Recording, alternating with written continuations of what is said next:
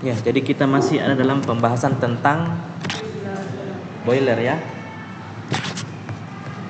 Nah, kalau kita lihat ini gambar, nah di sini dilengkapi. Misalnya ini dia menggunakan 2 tungku, bahan bakarnya dimasukkan di dalam kedua tungku ini. Nah, supaya kalau satu misalnya gagal, ada lagi satu tak? Nah, situ dilengkap. Di atasnya itu nanti ada air, itu nanti di situ nanti dipanaskan di dalam situ tak? Mana ini? Ini aja ya.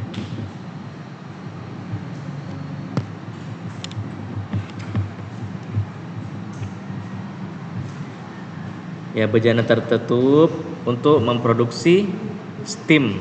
Nah, ada 2 penggunaannya. Satu untuk kebutuhan apa?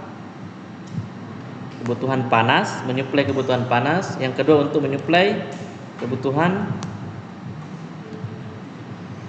apa? Tekanan. Nah, kalau panas digunakan misalnya di industri pakan ternak, misalnya kita mau panaskan untuk mencetak itu bahan pakan, berarti dia menggunakan steam itu untuk kebutuhan panasnya. Nah, terus bagaimana untuk PLTU? Yang dia butuhkan adalah tekanannya, karena untuk mendorong itu turbin tah. Jadi dua anunya, 2 tujuannya. Nah, seperti itu tah. Memanaskan air dalam bejana dengan bahan bakar. Menguap terus menjadi uap ya.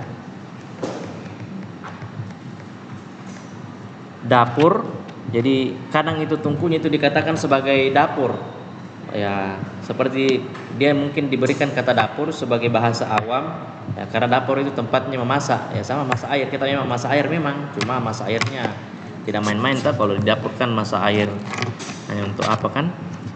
Nah, jadi dikatakan mengubah energi kimia menjadi energi panas karena kebanyakan menggunakan bahan bakar, for example batu bara, milik energi kimia yang bisa dibakar untuk menghasilkan energi panas. Alat penguap, nah itu dikatakan evaporatornya. Jadi ada dapurnya, yang dibawanya itu ada bagian, ya anggaplah dapurnya itu adalah kompornya. Nah, terus pancinya itu adalah evaporatornya. Nah, seperti itu bayangannya. Itu untuk mengubah energi panas menjadi energi potensial uap. Nah, ada drum tertutup. Nah,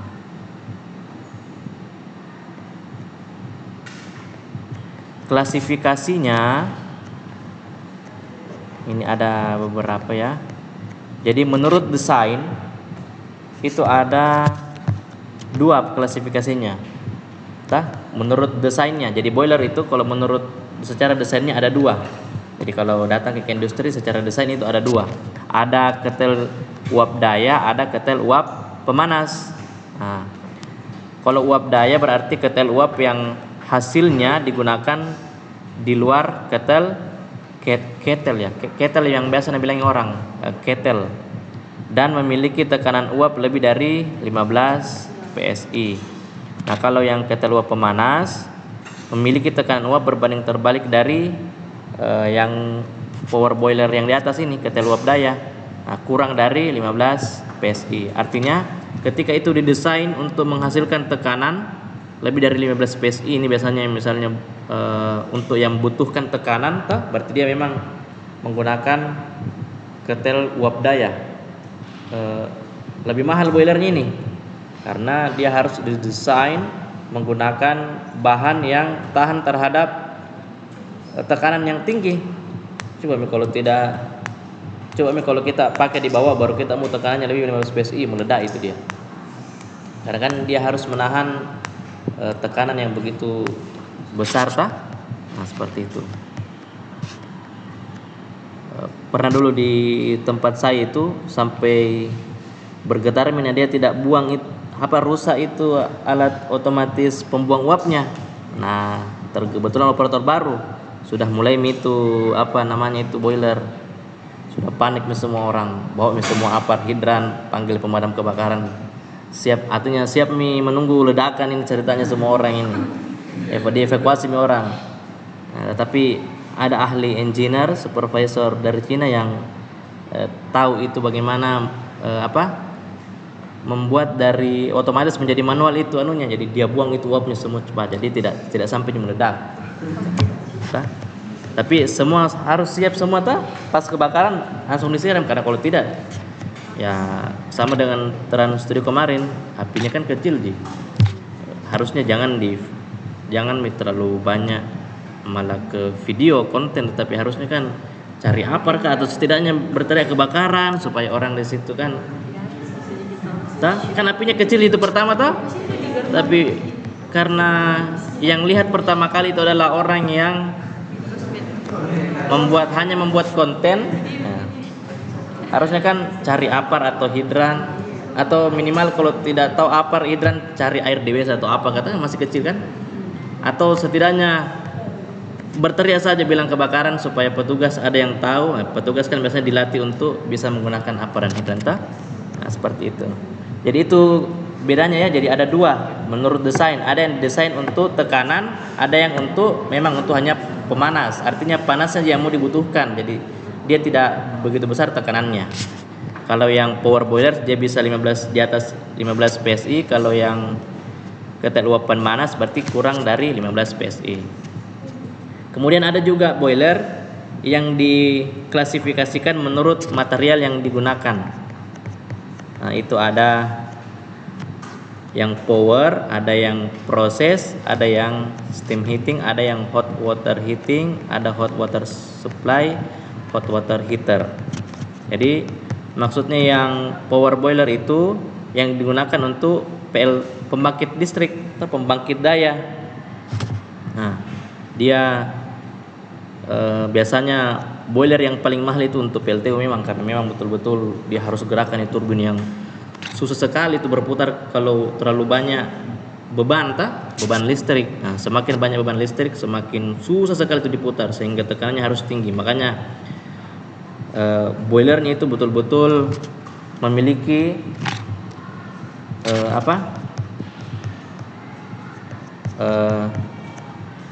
fungsi material jenis yang tinggi pula. Biasanya dia yang agak mahal boilernya itu. Kalau yang material tadi ini ada yang dari baja, ada yang dari besi tuang. Apa bedanya baja dengan besi tuang? Besi tuang kadang juga orang bilang besi cor. Tapi besi cor itu bahasa awam, jangan sampai dianggap sebagai besi baru dikasih cor, Pak. Besi cor, masa ada beton?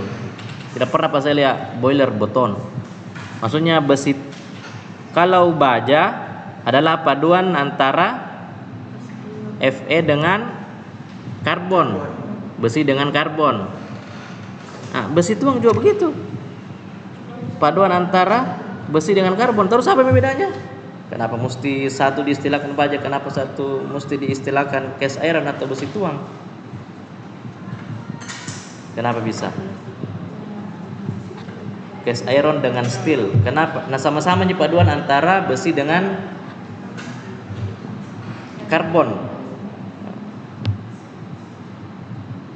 Karbon itu untuk menambah kekuatannya, menambah kekuatan besi. Terus kenapa mesti dibedakan sama-sama nih besi dengan karbon? Ya kalau steel baja besi Fe, kemudian karbon kurang dari 2%. Nah, kalau yang besi cor lebih dari 2% karbonnya. Jadi itu berdasarkan persentase karbonnya. Jadi besi itu ada karbonnya tapi kurang dari 2%. Kalau yang besi tuang atau besi cor atau cast iron itu berarti Fe plus karbon, tetapi kadar karbonnya itu lebih dari 2%. Nah, seperti itu. Itu dibagi dua. Kalau yang tadi menurut kegunaan, ada yang untuk daya, pembangkit daya, ada yang untuk proses produksi. Nah, ada yang untuk pemanas atau pengering. Jadi misalnya kita mau contohnya apa itu, hari industri apa yang ingin memanaskan bolunya begitu kan? daripada pakai kompor mending alirkan saja steam, langsung masak semua bolu.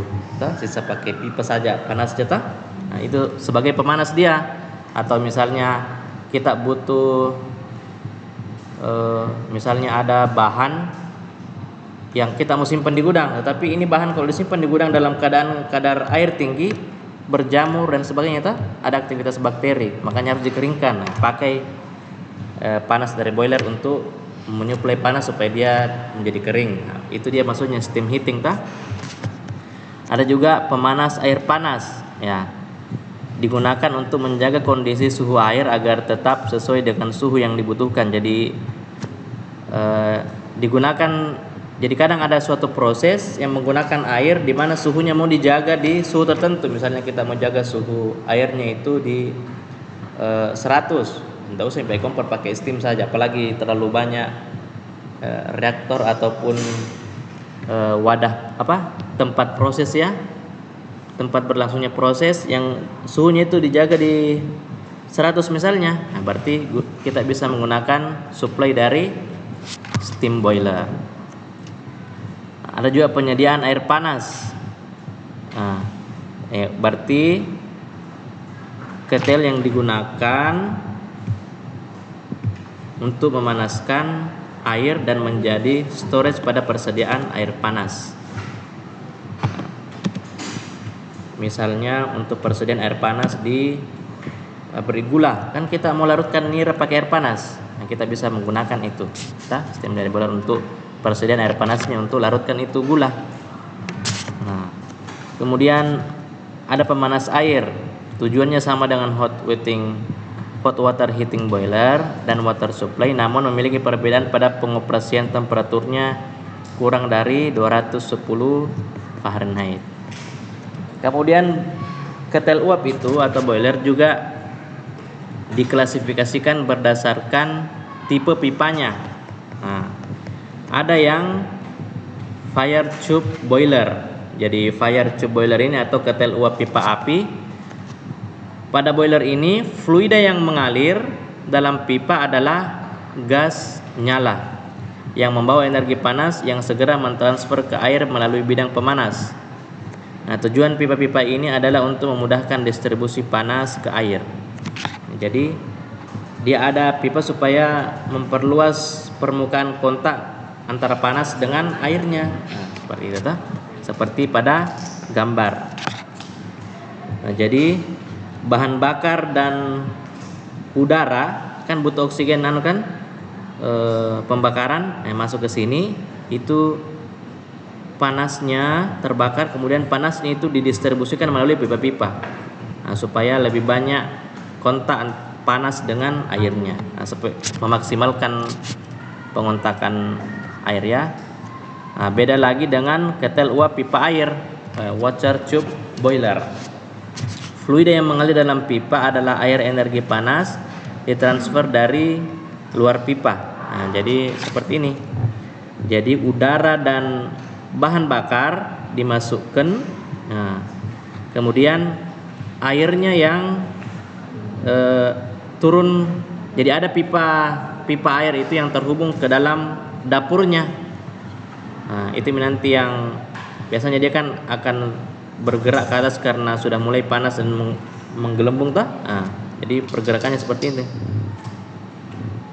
Nah, seperti itu. Kalau panas yang dibutuhkan sedikit, tekanan yang dibutuhkan sedikit, biasanya menggunakan tipe yang ini, water tube boiler. Tetapi kalau ingin panas yang besar dan tekanan yang besar, gunakan ketel uap pipa api. Ini lebih mahal dibanding yang bagian B ini, karena membutuhkan bahan yang lebih besar dan kualitas bahan yang lebih besar pula. Kalau yang di bagian bawah itu murah karena membutuhkan bahan dan spesifikasi bahan yang rendah, disesuaikan saja dengan kebutuhan.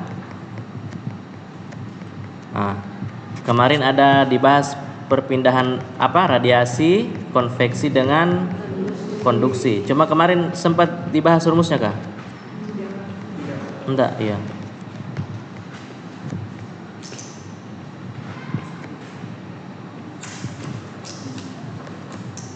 Ya, jadi ini ya.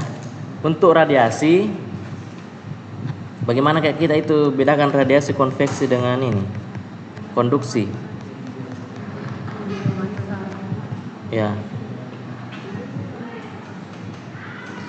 Jadi kalau secara misalnya untuk membedakannya dengan secara awam, kalau konduksi misalnya ini metal, ini dipanasi, dipegang ini panas juga. Nah, tapi kalau konveksi apa kalau konveksi?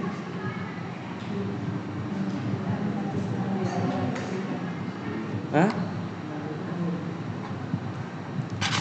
Ada lagi radiasi juga? Hah? Ya, jadi kalau konduksi bahannya langsung. Jadi kalau misalnya panas itu lantai baru kita injak, panas juga. Misalnya anggaplah lantai ini dari logam atau misalnya di industri, kebetulan ada pemanasan di sana, ikut tongi juga terasa panas kita injak. Berarti itu konduksi. Tetapi kalau membakar di sana baru kita rasa di sini, padahal ini adalah keramik kita tidak menghantarkan panas, kita dapatkan panas karena apa? Iya, berarti itu adalah Hah?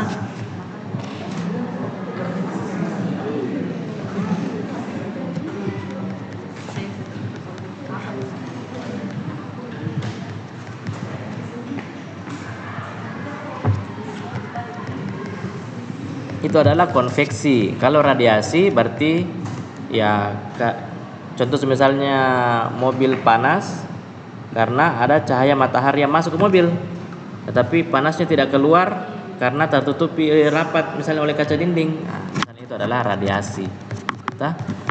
Nah, untuk perhitungan yang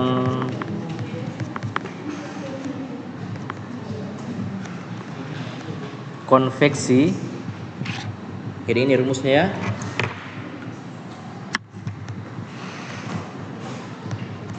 Perpindahan tenaga konveksi sama dengan koefisiennya konveksi dikali luas bidang kontak per dikali delta T. Kalau konduksi berarti minus KA, jadi A-nya itu adalah luas penampang bidang dikali dengan dt per dx. dt itu apa? Selisih. D itu kan delta.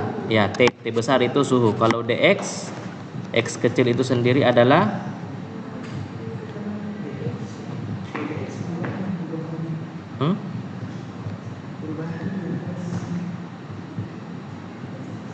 kalau diturunkan menjadi konstanta dikali A-nya itu adalah luas penampang bidang dan L adalah tebal dinding dikali selisih temperaturnya toh. Nah, karena sama dengan dt ini, T1 dikurang T2. Nah, terus kalau lagi satunya radiasi. Nah, ini dia.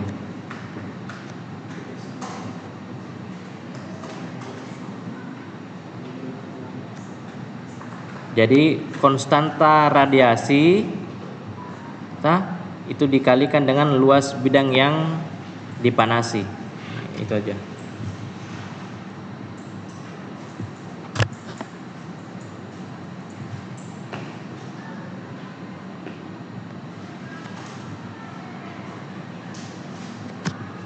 Dikalikan dengan temperatur api, temperatur benda, kilojoule per jam. Bagaimana yang memberikan contoh soal ini ya?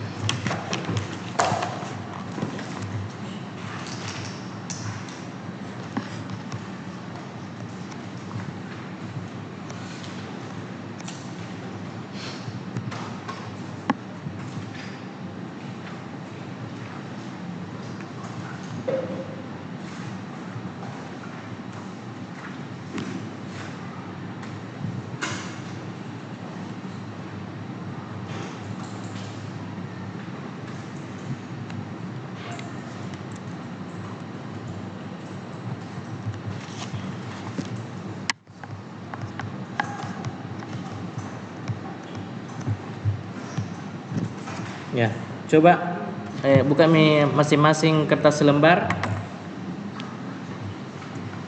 untuk latihan saja.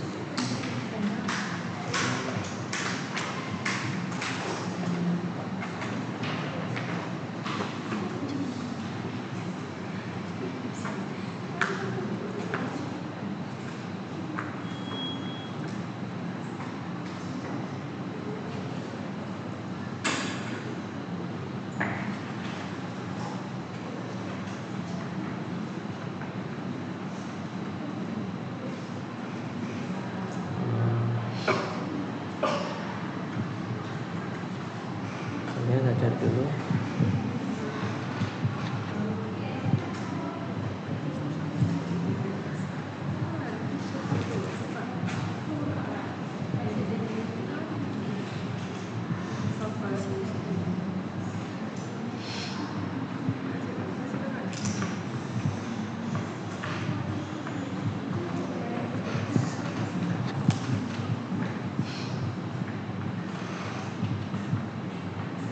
Cari soal dulu ya.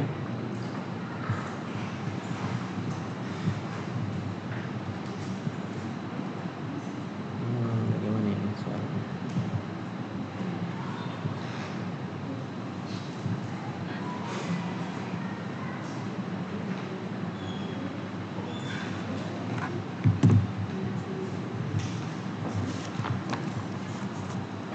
Yang ini mau dulu. Yang tentang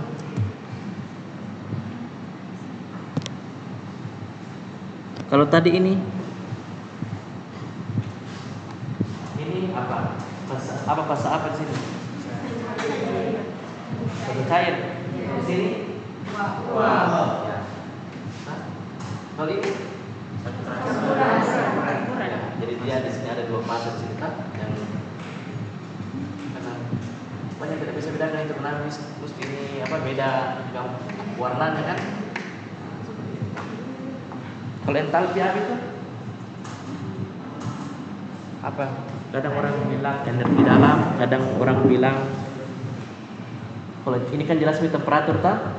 Nah, jadi artinya ketika entalpinya di posisi B itu tapi dipanaskan berlanjut, maka dia tetap dua fase. Kalau dia sampai di C saja pas di itu kan, baru nanti menjadi D, berarti dia sudah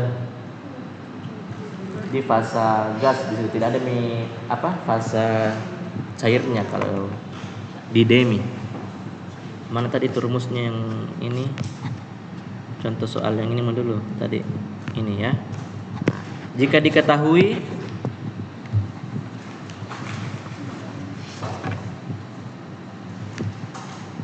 massa uap basah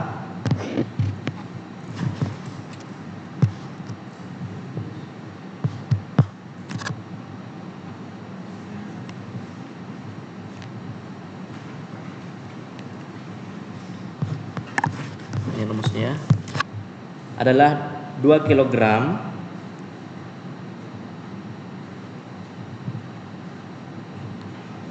kemudian massa uap keringnya itu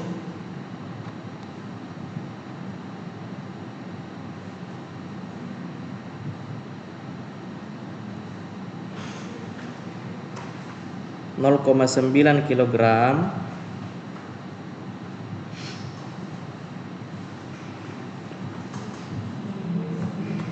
dan massa air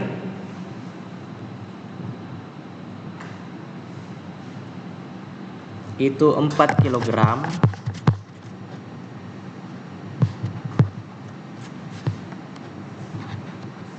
maka tentukan A titik kadar uapnya.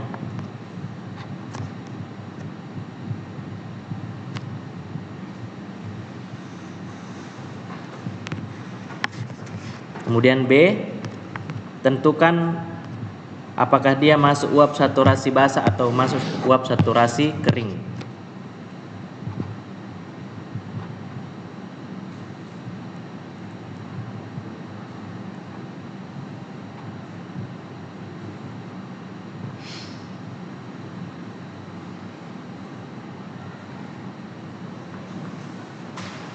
Oke, silahkan dikerjakan.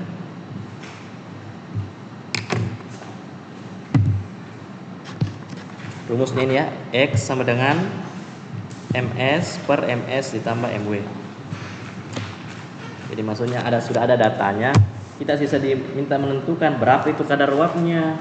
Nah, misalnya hitungkan saya dulu ini kadar uapnya misalnya apa Alfik tolong hitungkan kadar uapnya, terus dia masuk saturasi basah atau kering ini ya. Silakan kalian tentukan.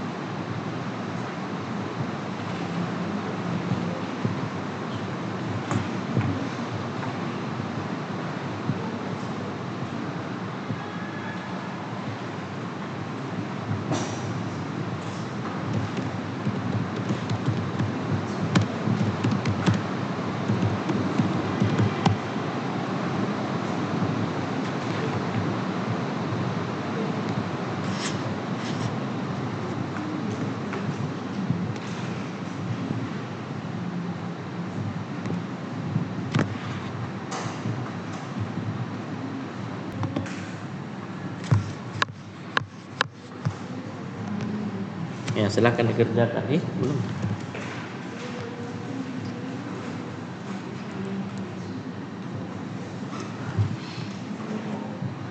Jadi tadi ada dibahas tentang entalpi, ada dibahas tentang kualitas uap. Nah, ada juga dibahas tentang saturasi. Nah, ini rumus yang berkenaan dengan ketiga hal tersebut. Kalau tadi kan sudah ditampilkan tuh ini rumus kan. Jadi saya coba tampilkan beberapa pertanyaan yang berkaitan dengan entalpi, ada kualitas dan ada temperatur, ada juga saturasi. Cuma di sini saturasinya campuran ya. Contoh sebenarnya saturasi campuran. Berapa entalpi yang dimiliki itu air? Kan boiler kebanyakan air kan?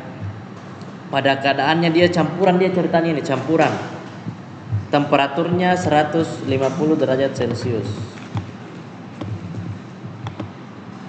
Dengan kualitas sebesar 0,9. Kualitas itu X simbolnya ya. Sedangkan entalpi itu adalah H. Cuma karena dia adalah campuran, berarti dia mau dicari tahu berapa F-nya, berapa G-nya. Nah, seperti itu.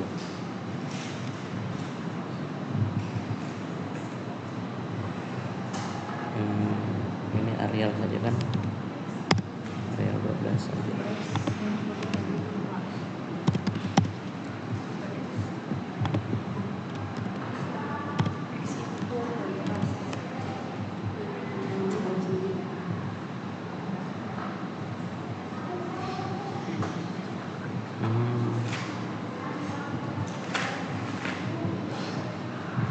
Belum muncul di sini 150 di. Coba kita cari di kebetulan ini tabel cuma sampai 104. Cari yang tabel sampainya ada muncul 150 ke atas. Tabel water saturation properties.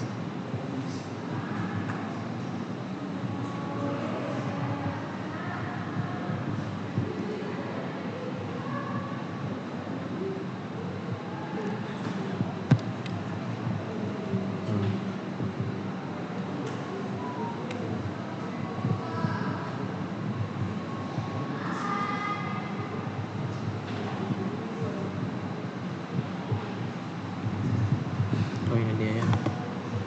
Ada yang dapat? Kalau ada yang dapat, langsung share di grup.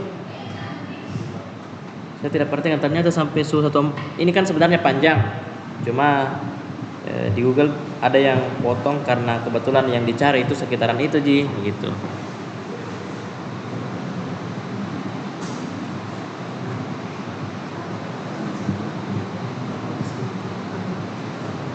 Biasanya kalau mencari bahasa Indonesia tidak dapat. Oh ya, tapi kalau pakai bahasa Inggris biasanya cepat dapat itu.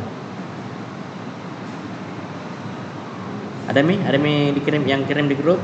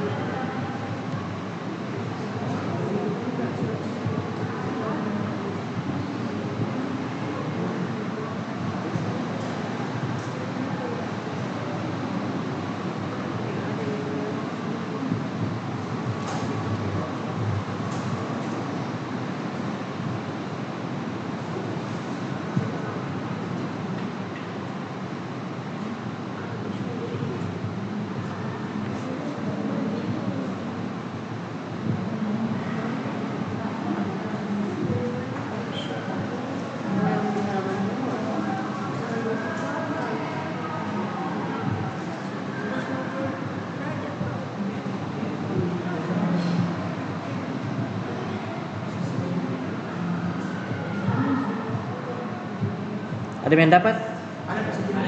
Oh iya ya. Nah,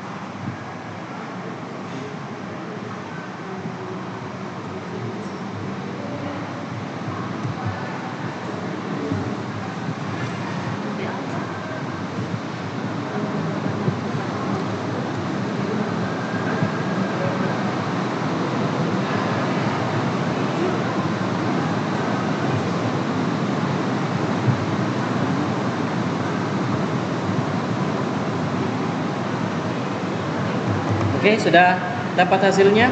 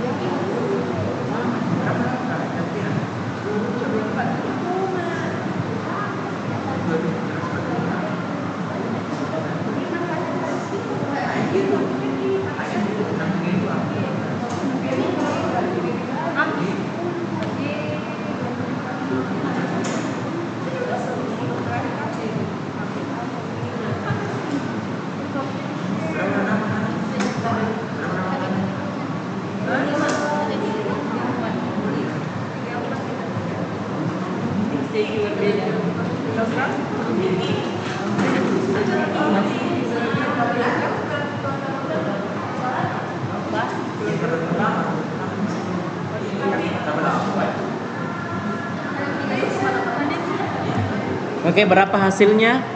25,2528. Ya, jadi entalpinya, jadi maksudnya ini entalpi adalah entalpi karena kan dia campuran toh, nah, makanya dicari entalpinya. Berapa entalpinya? Entalpinya sama dengan berapa HF-nya? 632,18. Tadi tuh kan kita lihat di tabel toh. Karena ada biasa yang bingung itu pada saat ujian. Kenapa ini sedikit sekali yang diketahui, baru banyak sekali yang mau ditanyakan Pak di rumusnya. Bilang tidak pernah kau belajar. Nah, ditambah X. Apa itu X? Kadar atau kualitas. Maksudnya apa itu? Maksud kualitas apa? Maksudnya? Jadi kalau misal ini kan sekarang X-nya sama dengan 0,9. Dah? Siapa yang baju biru di belakang? Apa maksudnya itu X 0,9?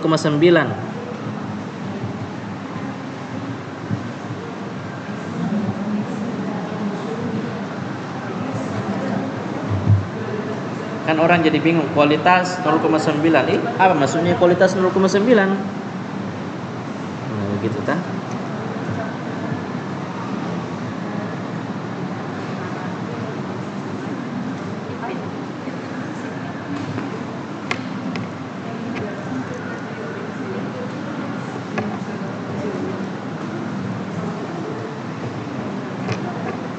Apa?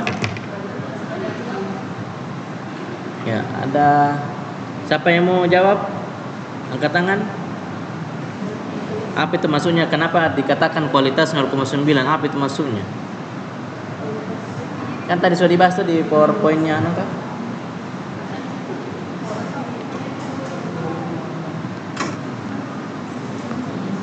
Kan di sini dikatakan ada perhitungan toh, ini perhitungannya, tapi ada dikatakan kualitas uap. Itu kualitas uap itu apa maksudnya ini? Maksudnya kualitas ini ya. Apa itu maksudnya ini? Mana tadi itu? Nah, apa itu maksudnya kualitas di sini? 0,9.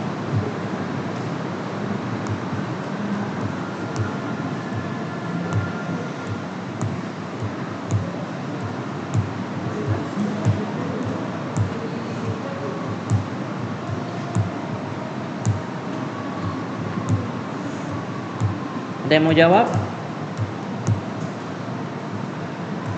Iya, jadi 0,9 itu maksudnya adalah 90%. Kan kalau satu tadi berarti dia 100% tak?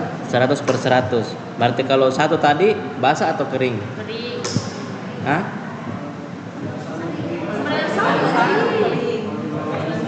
Hah? Kering kalau satu, kalau lebih Ya, kalau X sama dengan 1 berarti 100% dia adalah gas. Kan ini dikatakan campuran. Berarti maksudnya ini 90% apa? Gas atau cair?